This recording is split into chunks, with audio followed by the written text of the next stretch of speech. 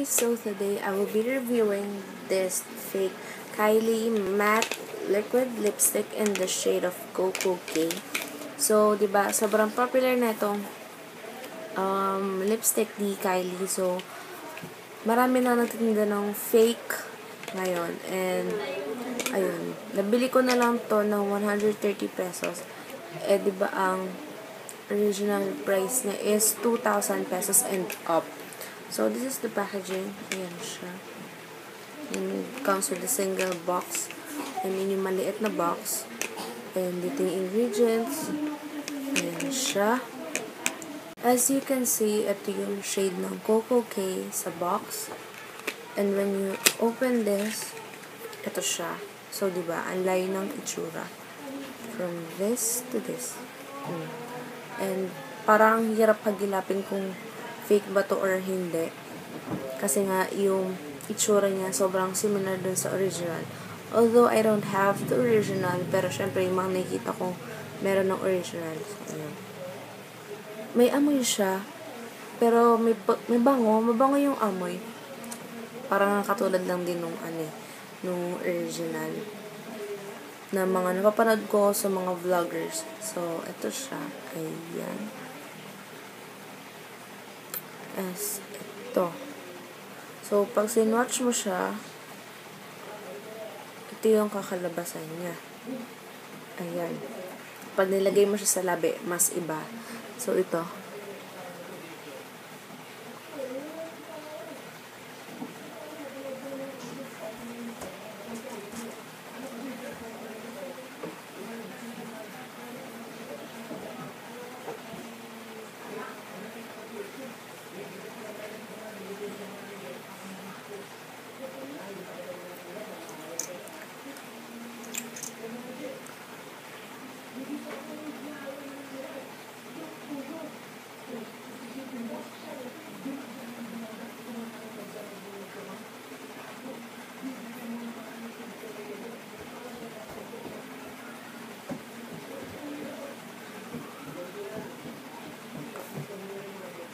Yan.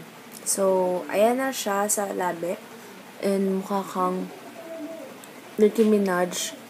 Kasi, kahit onti lang din yung nilagay mo sa labi mo, magtitingkad talaga siya ng sobra. And, malapit na siya mag-set dito sa kamay ko. Parang mas maganda yung sa kamay ko kaysa dun sa labi ko. So, ibang-iba siya sa nandito sa box. Tsaka, when you say this, yung talaga, yung lipstick talaga. So, set na siya kagad. Ayan. Tapos, ganun rin naman, katulad ng mga liquid lipstick, tinesting ko siya kahapon. And, ang hirap-hirap niyang tanggalin. Parang yung consistency ng LA girl na lipstick, ganun siya. And, diba, there's no such thing as SG authentic, kasi wala naman talagang ganun. Parang pinapaganda lang. Ay lang nilang sabihin na fake talaga yung product. And, sa price pa lang mahahalata mo na fake to, kasi 130 pesos ang ka makakahanap ng Kylie Lip Kit na original na 130 pesos. You have to spend a lot of money just to have it. So, ayun. And wala siyang lip liner, kaya kasi single nga lang siya. So, ayun. So, tatanggalin ko na siya. I'm gonna use the ordinary wipes lang sa pagtanggal ng lipstick.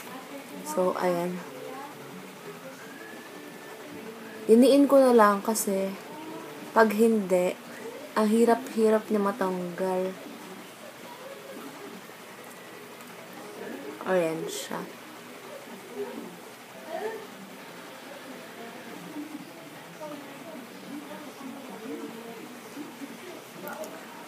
Ginamit ko to kahapon and parang may something sa lips ko na namumula yung dito, sa ganito.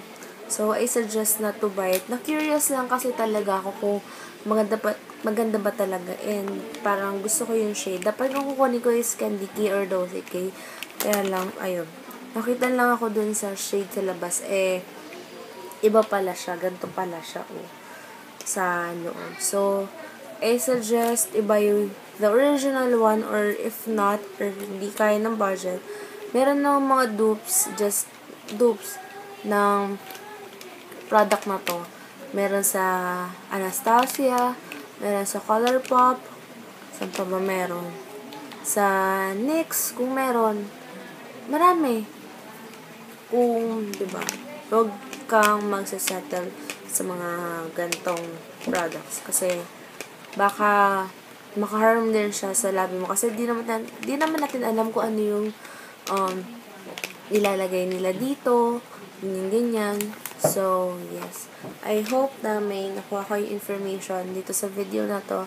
And I'll see you on the next video. Bye!